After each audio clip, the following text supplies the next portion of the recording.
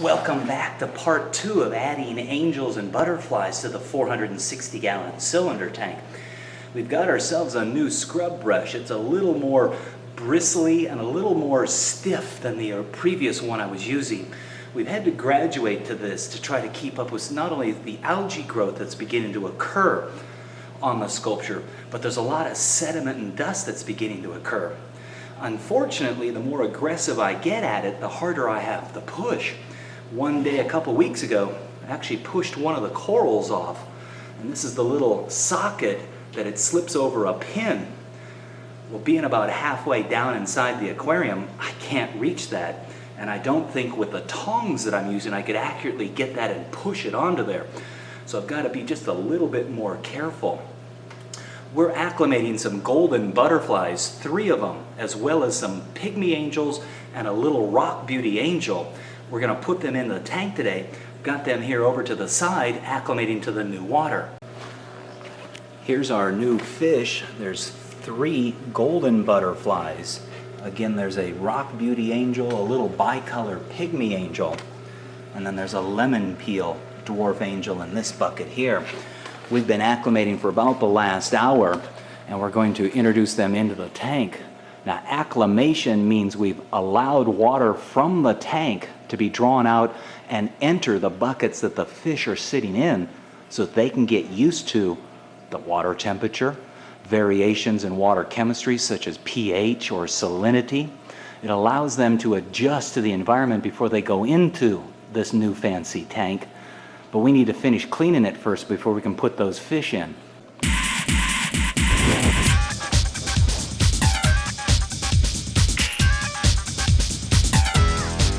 And when I say cleaning, what I'm referring to is using this long bristle brush on the end of the pole so that I can reach down and do 2 things. 1, brush off the debris that has settled upon the sculpture, and 2, brush off the algae that's beginning to grow on top of the sculpture.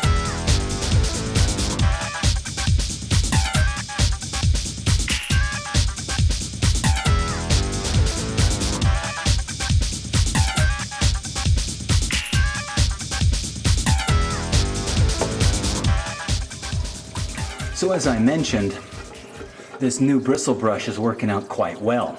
We've got a broomstick handle here with a threaded end, and that goes into this fitting here at the end of the little bristle brush. We use the long pole to reach way down inside. We then take the pole off and use it for the areas right here at the top of the tank. Be careful you don't knock that camera into the tank. These plating corals at the top of the sculpture actually shade direct light on the balance of the sculpture, but they do burden the greatest amount of light, and of course this is where the algae itself is going to grow. We've now finished cleaning the coral sculpture. We're going to go ahead and clean the inside of the tank with those aquarium cleaning magnets while we're still acclimating the butterflies and the new angelfish. I wanted to share with you just a little story here, and that is there's a lot of people who like aquariums. There's a lot of people who are in the aquarium business. Many of them are very bright and know exactly what they're doing. Some aren't, and some just think they know what they're doing. This house is a pretty fancy house. Believe it or not, there's a propane backup power generator, thousands of dollars, that's parked outside. And when the house was built, the electrician made a mistake, and the only thing hooked up to the generator is the freezers in the kitchen, not the aquarium. So over the course of the last 2 years, the homeowner and the home automation people have decided that they can figure out how to route a conduit from that line that runs to the generator over to the aquarium. Now the home automation person does home theater and all the lights and the phones and the security and everything. And he's a pretty bright fellow, and he's a hobbyist himself. But him and his crew kind of made a little bit of a mistake here recently because they didn't really think the whole thing out. Up there above the aquarium is where they tapped through the ceiling and poked their line out and then snuck over to a point where they can grab a hold of that main line coming from the power generator. The mistake they made was using standard electrical equipment above the top of a saltwater tank. Let me show you. So as you can see, right there is the junction box, and then the conduit comes out, and then they slip through that vent duct that sucks all the moisture out of the top of it, and I'm sure somehow they protrude around that so they could reach to the main power line. But you see, here's the mistake. Look at this. That's galvanized aluminum. That's just standard electrical box stuff. So is that exhaust duct. And what do you see growing inside there after 2 years? Rust. And here these boneheads use the same kind of metallic material, and it's right above the top of the tank. All that moisture eventually is just going to get up there and cause that to rust out. And who knows, maybe even those copper wires that are inside there that make the connection may even rust as well, or corrode, again, due to all this saltwater mist that rises up. So should have used plastic locks and plastic Romex, but can't tell these home automation or electricians what's right and what's wrong. And so the point being that you really always want to involve a knowledgeable aquarium person. Of course, if they're telling you they know what they're doing, you have to assume they do. But in this particular case, this home automation guy and these electricians obviously didn't know what they were doing as far as a saltwater aquarium is concerned. And so in the long run, this is going to eventually just corrode and rust. Some of that will drop into the aquarium. I don't think it's going to be that big a problem, but the really silly and stupid thing is the day that the power goes out that we're going to need that backup generator, which could be 2-3 years from now. Who knows? That copper wire inside there may have just corroded, and it ain't going to come on, and it ain't going to work. So you got to be sure you know what you're doing when you're goofing around with saltwater, especially big saltwater tanks, expensive saltwater tanks. Anyhow. So do you get the impression I'm a little bit irritated? Yeah!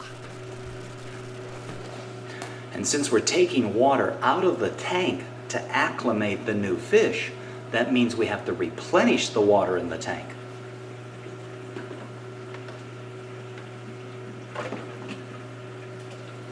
This being a wet-dry trickle filter basically serves as the reservoir for the water level in the tank.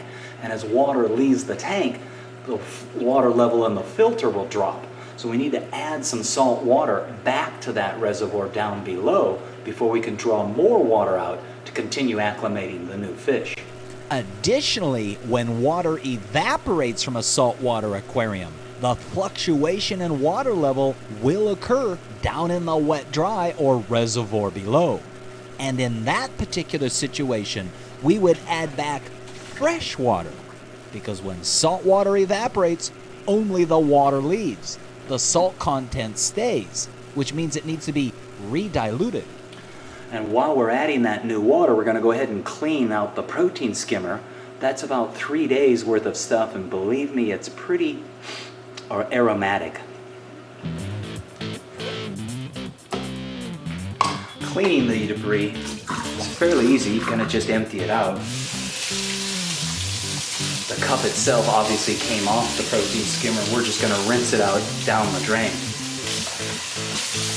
This is done once a week. It's actually done twice a week, and come on back for part 3.